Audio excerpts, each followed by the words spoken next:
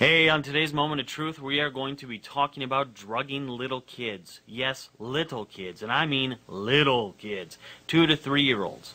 Now, who's doing this? Well, you, the parents, are doing this, evidently. According to the Centers for Disease Control and Prevention, there's a new report out that says there are 10,000 toddlers, ages 2 to 3 years old, who are on Ritalin and or Adderall for ADHD. What the hell is wrong with us? 2 to 3 year olds? 2 to 3 year olds.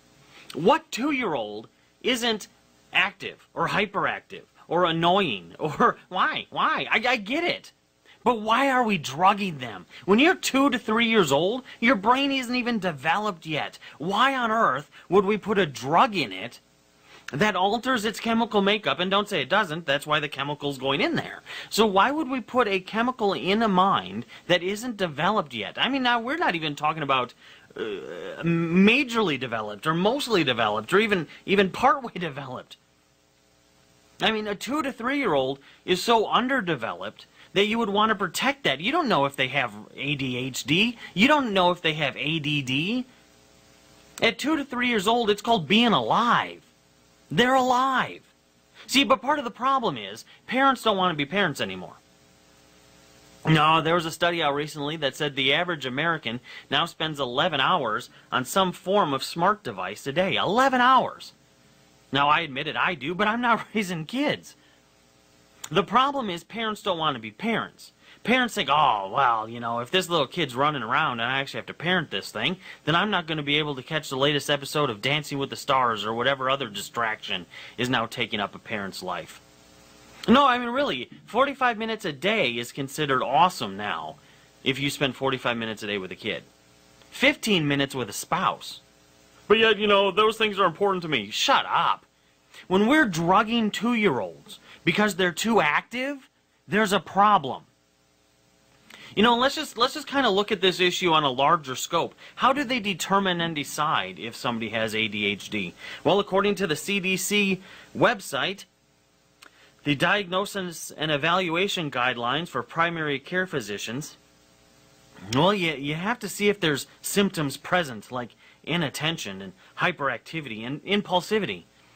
And those symptoms have to be observed in 2 or more locations, such as school and home.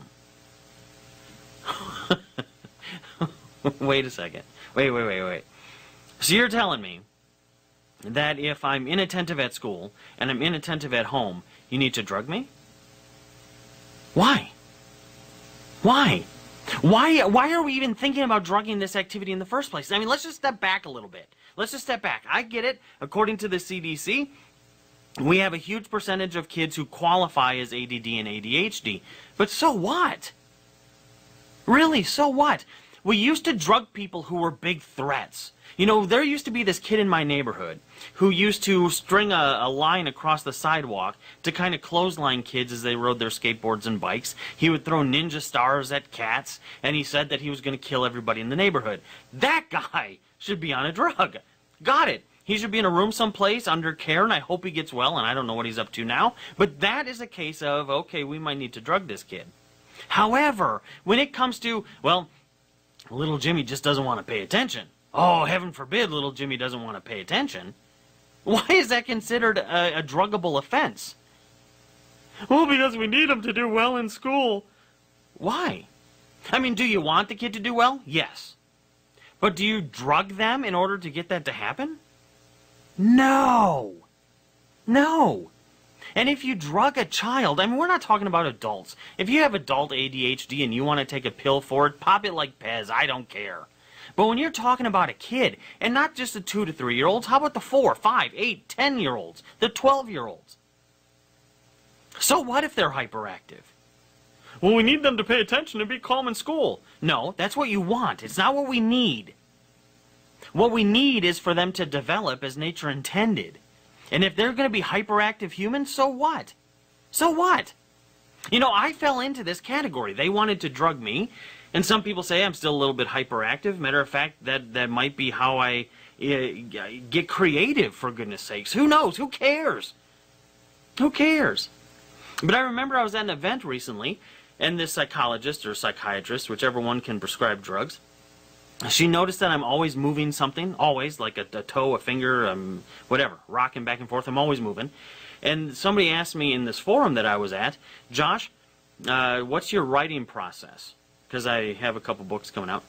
I have one out already. And I said, well, you know, I find a really noisy place. I find like a casino or a concert, really. And I go there and I write, and that's where I, you know, have the best creative moments. And this doctor says, have you ever been diagnosed with ADD or ADHD? And I said, no. Why? Well, not officially diagnosed. The school counselor wanted to drug me, but no, not an official diagnosis. And she said, well, you might want to, because, you know, with the fact that you're always moving something, you're always rocking back and forth, and the loud noise quiets down your mind so you can think, those are symptoms of ADHD. You should get something for that. Why should I get something for that? That aspect of who I am produced what I'm doing now. If it wasn't for that, we wouldn't have this. So why would we want to control that? Why would we want to stomp that out? I mean, heaven forbid that a 4-year-old doesn't pay attention. Heaven forbid that a 16-year-old doesn't want to be in school. Why is that bad? So if you're a parent out there, I get it. You know, you want your kids to grow and develop and all that sort of stuff. Rock on, got it. But don't replace parenting with drugs. Don't replace a desire for a calm child with the desire for a healthy, ambitious child. Maybe they're going to be one of those crazy base jumpers, or maybe they're going to be an artist, or maybe they're going to be an auctioneer or something. I don't know, whatever ADHD people end up doing. Hosting a talk show, whatever it happens to be. But why is that bad? We really have to step back, especially in light of this new study that says 10,000 kids ages 2 to 3 are being drugged. And we have to step back and say, wait a second. Is inattentiveness, is impulsiveness, is hyperactivity really something that's punishable with a drug? And yes, it is punishable, because obviously they're not hurting anybody. They're not a detriment to society. And if you have to drug them in order to get a kid to comply with your desire in terms of educational standards or paying attention at home, then there's something wrong with you, not the kid. And that's today's moment of truth. Now keep in mind, these are only clips, these moments of truths. The real show airs 2 hours a day, Monday through Friday, and if you're missing it, man, you're missing out. Call your local station or go to TuneIn or iTunes or something like that and make sure you're getting the show. Until next time.